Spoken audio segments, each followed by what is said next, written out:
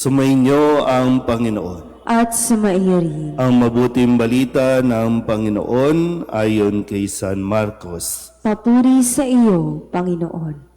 Isang araw ng pamamahinga, naparaan si Jesus at ang kanyang mga alagad sa tabi ng triguhan. Habang daay, nangingitil ng uhay ang mga alagad. Kaya't sinabi ng mga Pariseo kay Jesus, "Tingnan mo ang ginagawa ng iyong mga alagad.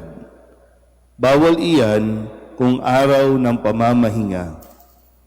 Sinagot sila ni Jesus, "Hindi pa ba ninyo nababasa ang ginawa ni David nung si Abiatar ang pinakapunong saserdote, nang siya at ang kanyang mga kasamay magutom at walang makain? Umasok siya sa bahay ng Diyos at kumain ng tinapay na handog sa Diyos. Ayon sa kautusan, ang mga saserdote lamang ang may karapatang kumain niyon. Ngunit kinain iyon ni David at binigyan pa ang kanyang mga kasama." Sinabi pa ni Jesus, "Itinakda ang araw ng pamamahinga para sa kabutihan ng tao. Hindi nilikha ang tao para sa araw ng pamamahinga. Kaya't maging ang araw ng pamamahinga ay nasa ilalim ng kapangyarihan ng Anak ng Tao." Ang mabuting balita ng Panginoon. Pinupuri ka namin, Panginoong Hesukristo. Isang magandang umaga po sa inyong lahat. Ngayon po ay Martes ng ikalawang linggo sa karaniwang panahon.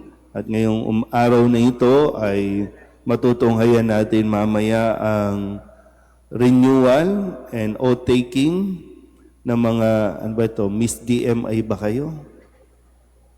Lahat kayo may SAS, no? Wala nang miyembro, lahat may SAS na. No, sila yung mga, sige, tingnan natin, ha? At nawa sa ating mga pagbasa ay maunawaan po natin lahat, lalo na kayong mga manunumpa na maglilingkod bilang mga DMI o Daughters of Mary Immaculate International. Sige po. Sa ating ebanghelyo, narinig natin ang araw ng pamamahinga. Mahalaga po ang pamamahinga. Mahalaga na nirerespeto natin, iginagalang natin ang araw ng pamamahinga. Isa ito sa 10 utos. Pangilan ito sa 10 utos? Di may. Pangilan ang araw ng pamamahinga? Ikatlong araw, no? At binigay ng Diyos ito para sa tao. Kasi mahalaga yung may pahinga. Sa mga taong walang pahinga, mainitin ang ulo. Sa mga taong walang pahinga, kahit na active, kahit na maraming ginagawa, hindi nagiging masaya ang pagkilos o pagtatrabaho. Kaya nga 'di ba, kahit sa bahay, kapag kulang sa pahinga ang mga tao sa loob ng bahay, may init ang ulo.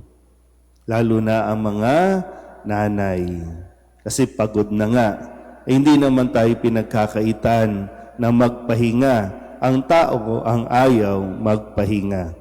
Kaya tuloy, kapag nawawalan tayo ng oras o hindi tayo naglalaan ng oras sa pahinga, bukod sa nagkakaroon tayo ng sakit sa katawan, nagkakaroon tayo ng sakit sa utak. At ano ang sinasabi natin sa utak? Diba? Common sense. Pagpagod na, nakakalimutan natin yung common sense. Gamitin ang common sense. So, baka puro common, wala nang sense. Kasi dito nga po sa ating ebanghelyo, ang mga Pariseo na nakakaalam ng batas, hindi nila naunawaan ng lubusan kung para saan ang batas na ito. Kaya kahit araw ng pamamahinga, wala silang tigil sa paghahanap ng kamalian. Lahat na lang ng kanila pong tinitingnan ay kung paano nila mahahanapan ng kamalian ang mga alagad na Jesus. Kaya pati ang pagpitas ng mga uhay para sa kanila paglabagyan sa utos ng Diyos na huwag magtatrabaho sa araw ng pamamahinga. Marami tayong ginagawa na minsan na nawawalan tayo ng pakikipagkapwa-tao, hindi nagiging masaya ang paglilingkod natin kasi laging ang hinahanap natin kamalian imbis na kabutihan. Kaya nga maging sa ating unang pagbasa, pinapaalala sa atin na ang tinitingnan ng Diyos ay ang puso, hindi ang kakisigan, hindi ang panglabas o pisikal na anyo, kundi ang puso. Kaya sana po, muli sa inyo ng mga miyembro ng Daughters of Mary Immaculate. Puso ang kailangan natin. Marami ng tao, sabi ko nga, madalas sa babanggit ko, marami ng tao ang matalino ngayon pero wala silang common sense.